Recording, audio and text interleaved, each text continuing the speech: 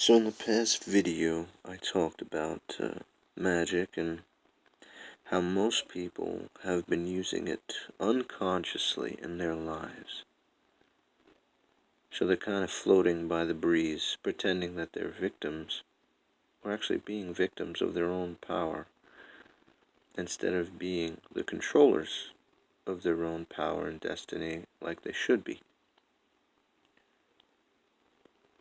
Now, I'm not going to go into any talk about any conspiracies against mankind and whatnot. I leave that all up to the rest of you to judge and to find out for yourself. But what I will say is that the deck has been stacked against the average person. So you need to play catch up to regain your power that you've unknowingly given away. And I'm going to quote another scripture. I used to be Christian. I was raised as a Christian, and there is a lot of esoteric knowledge in the Bible and in all religions that you can take from. So I encourage you to do so. Take what works, leave the rest. Anyway, in this bit of scripture, it says, "My people perish from lack of knowledge." And that is absolutely true, I believe.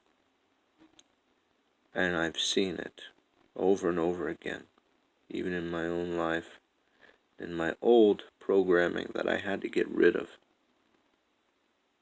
Not only perish, but people suffer needlessly from lack of knowledge.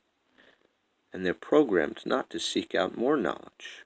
They're programmed that if they do seek out knowledge that isn't conventional, that they'll be ostracized from their tribe or their community or their family.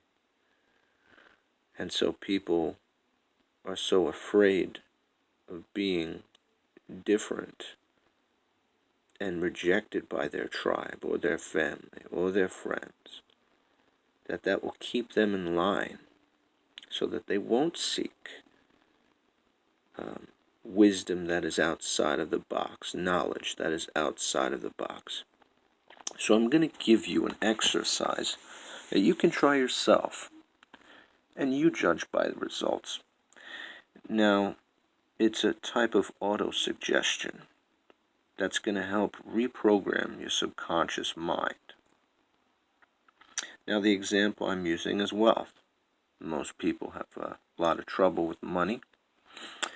There's divorces and relationship problems and health problems and all these other things that can be greatly helped if one has an abundance of money. But sadly, most people don't have enough. They don't have time or freedom to enjoy it, or they don't enjoy it if they have it. But as I said, the deck has been stacked against you. And you're running. If this is a problem for you, then your subconscious mind has certain beliefs about money that is going to keep you in the same position, whether you get another course or you have another business. Doesn't matter how excited you are in the meantime, if your subconscious doesn't agree and thinks that money is the root of all evil, or the love of it is the root of all evil, or that rich people are evil, or that rich people are no good, or that they're jerks, or anything like that, it's going to keep you from that, because the subconscious says, well, I don't want to be evil, I don't want to be a jerk, so I'm not going to allow myself to be. Hence, you will always struggle with money, yet we all need it to pay bills, whether that be medical bills or house bills, rent bills, car bills, phone bills, even to buy nice things for ourselves. Money is needed in this world. Money is needed. It is very important. It's not the only thing that is important, but it is very important. If you want to do your spiritual practices, if you have no shelter, it's very hard to concentrate on your spiritual practices if you have no money, if you are worried about bills. You get the drift. So here's an example that you can use to help reprogram your beliefs about money. Now, it won't work overnight, but neither have your beliefs worked overnight. took a few years for those beliefs to get established in you when you were little.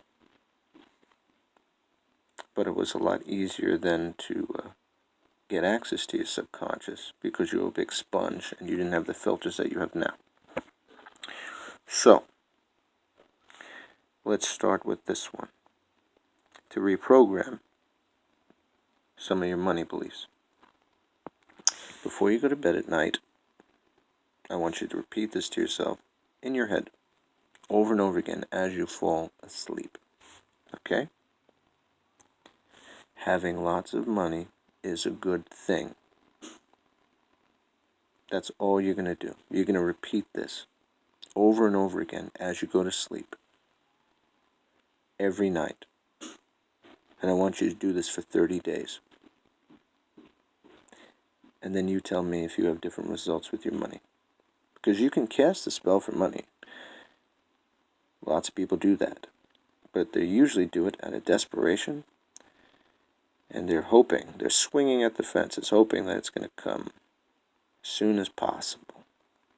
It may happen, you may get it here and there.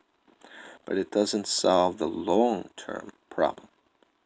Because if you had the right beliefs about money in the first place, you wouldn't be in that situation where you would need last-minute money or to do a last-minute spell for money. So, every night before you go to bed, you are going to repeat to yourself in your head, having lots of money is a good thing. You do this for 30 days. And then you see the results for yourself. I think that's all for now. Have a great day.